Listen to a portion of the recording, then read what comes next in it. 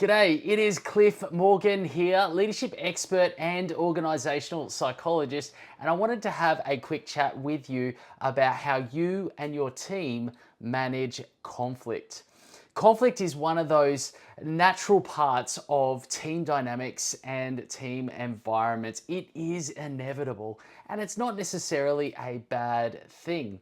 You know, if you do have conflict, it actually means that people care. It means that people feel safe enough to raise their voice. If there's a complete absence of conflict, what it means is that people either don't care enough to speak up or they don't feel safe enough to speak up and put their opinions forward. And so we need this kind of healthy level conflict in our environments within teams. And the reality is that nothing will unite a team as much as conflict managed well. And what determines whether or not conflict is good or bad for our teams, whether it's managed well or managed poorly, are the choices that we make about how we engage with conflict. All right. The reality is, Max Lucado, he says that conflict is inevitable, but combat is optional.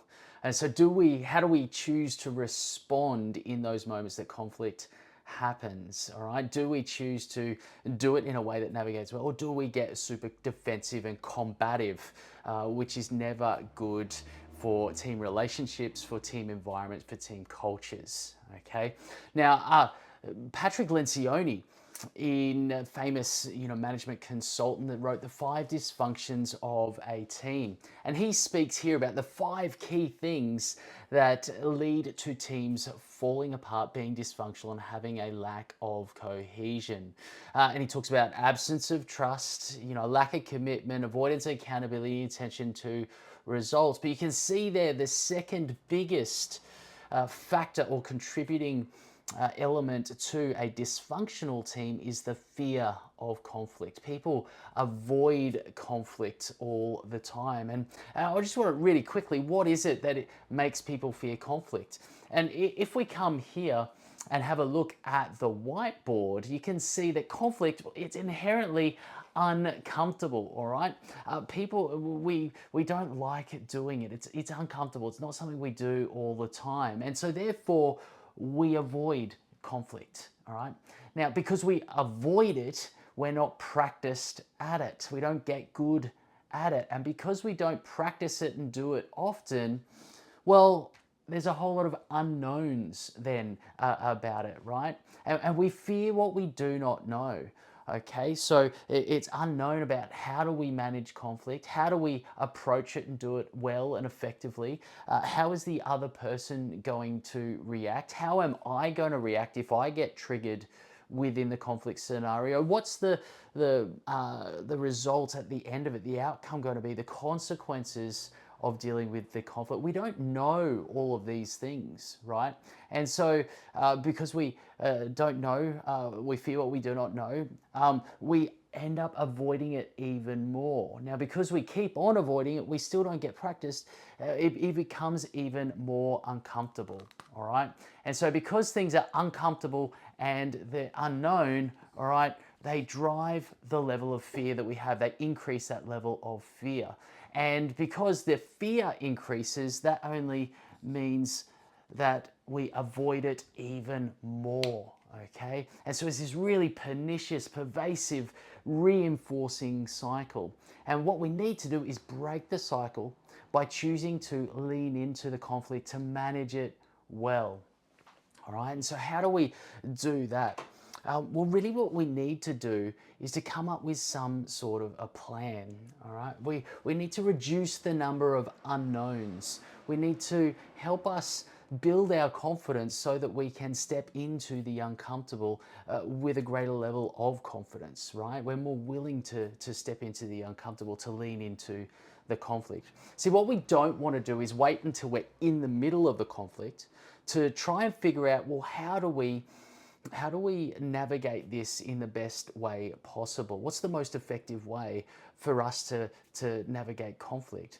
See, when we are in conflict, in the situation, stresses are high, emotions are raging, your amygdala is firing, And that means that your fight flight response has been triggered. Your rational, logical prefrontal cortex is all shutting down. So in that environment, we can't make good choices about how to navigate it.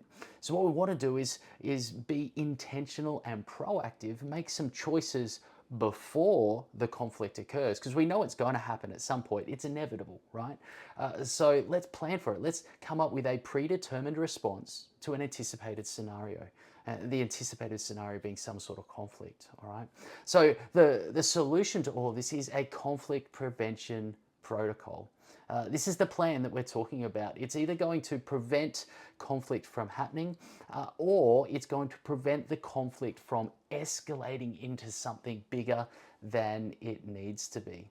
All right? And this plan is really designed for teams and colleagues and members within teams to solve problems at the lowest level.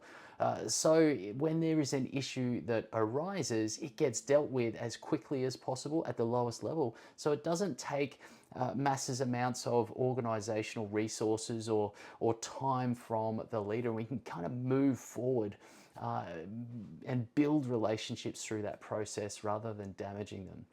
So really, what does it look like? Well, here's a bit of an example. I'm going to walk through this, but there's three parts to it. I reckon there needs to be, how do you prepare for the conversation? How do you have the conversation? And what happens if there's a failure to resolve the issue? All right.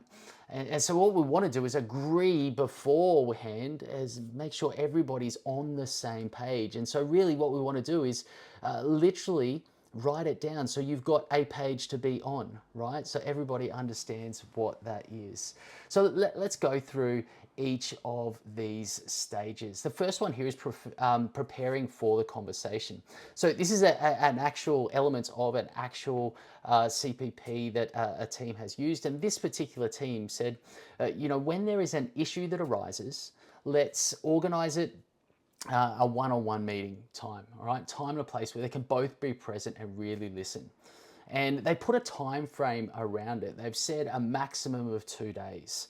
And so this is when the issue arises. There's a maximum of 2 days before they can sit together. I mean, they want to do it as close or as timely as possible to the issue, but they want to arrange a time that is a maximum of 2 days between when the issue arises and when they meet to talk about it.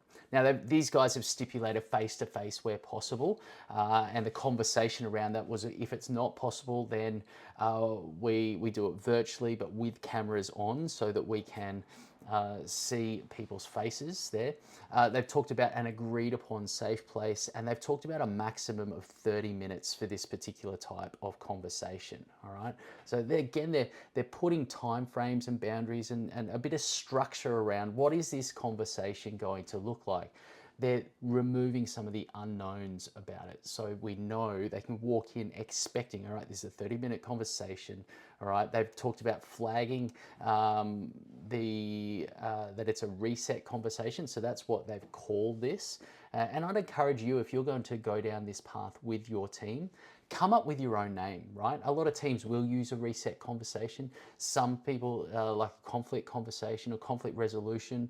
I even had one team that called it a frog conversation, right? And the terminology was kind of around in the team and the culture, talking about if an issue it gets left unaddressed, it's like boiling the frog, right? The frog in the hot water, it just boils rather than jumping out.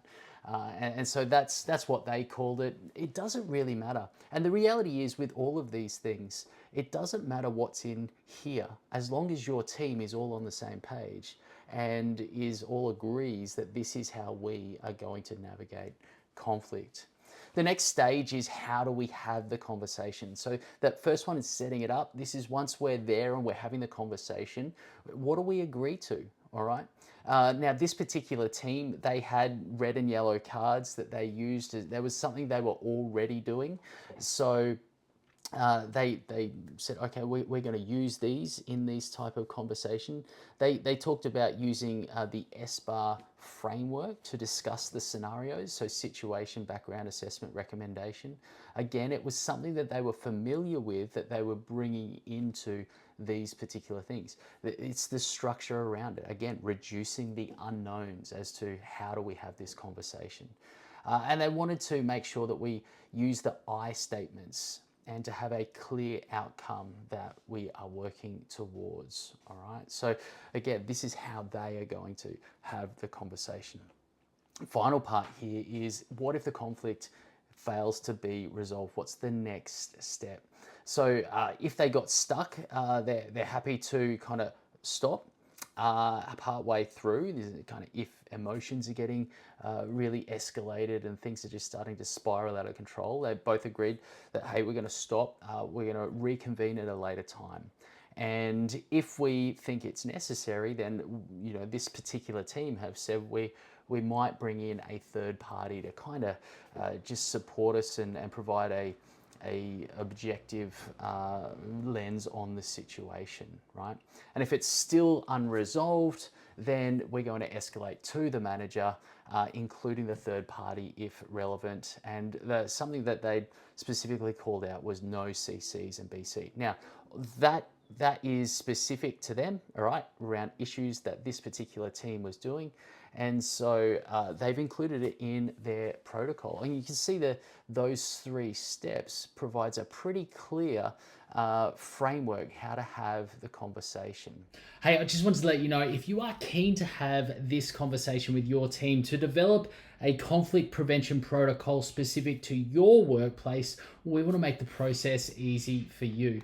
You can simply press pause on this video, scan that QR code, and you'll be able to download a conflict prevention protocol template along with an example that will allow you to conduct this process with your team quickly and easily. Now, the reality is that if you are going to head down this path, and I highly recommend that you do, you tailor it to your team. Okay, don't just copy and paste what's in there. Have the conversation with your team, because having the conversation and involving the entire team is not only really important to get their buy-in and their motivation, their ownership over the protocol, and therefore their willingness to actually use it, but it's also that conversation and helping navigate it and construct your team's CPP is a really relational team building activity that you can go through, right? And the discussion around what should and shouldn't be in there is it helps you understand where people are at and helps you get on the same page as well. Now, another tip, if you're going to go down this path, this is designed for team members to solve problems themselves. Now, ultimately, what you want is, as a leader, your team, if there's an issue arises, that they go and they solve it themselves at the lowest level, rather than coming to you all the time to mediate or to, resolve issues that they should be discussing themselves. And so, what this allows you to do, if people are coming to you with issues, you can turn around and you can say, well, hey, have you had a reset conversation yet? Have you used the conflict prevention protocol we discussed? Okay, no, well, you haven't. Well, go away, have that conversation. And if you still can't resolve it, then come back to me. Okay, so again, it's kind of it's a mechanism for accountability and ensuring that your team takes responsibility for resolving the issues themselves at the lowest level, which builds their skill set, which builds their capability, which builds their confidence to reduce dealing with fear in the future, all right, and also to manage it when they step into leadership roles in the future as well. And what I would also recommend is separate this from a performance management conversation. This is really around how the team within itself manages conflict. This is not necessarily someone who is not performing, not meeting expectations and standards in the workplace. And so you as a leader then have to kind of address that. What I would do is, now you may go through the same process, all right, and have a very similar discussion and process of developing what that looks like within your business. But what I would probably do is separate the two and have the team understand that, hey, this is a performance management conversation, right? This is a conflict prevention conversation, all right? And the clarity that that provides for them is much greater if you separate those two, all right? So the final thing I'll say is that really this is like a bit of an insurance policy, okay? It's something that you hope you never have to use, but when you do need it, you're really glad that you've got it there. See, when I've worked with teams in the past, there's generally two types of teams. There's one set of teams that say, hey, yeah, Cliff, I don't think we really need this. We're all adults. We'll just talk about the issues when they come. And what generally happens is I'll go away and I'll come back 6 months later, and the team will be in conflict because they've avoided it and they haven't dealt with it well. They haven't made the choices or good choices about how they're going to engage with the conflict. And then the other team that take it on board and they really get behind it and they'll start using it. And those teams will generally be a whole lot more cohesive and high performing, and they'll turn around and say, hey, that was one of the most useful things. We're having, so many more productive conversations, all right? So I really encourage you to have a think about, what does the conflict prevention protocol look like for your team? All right, until next time, lead well.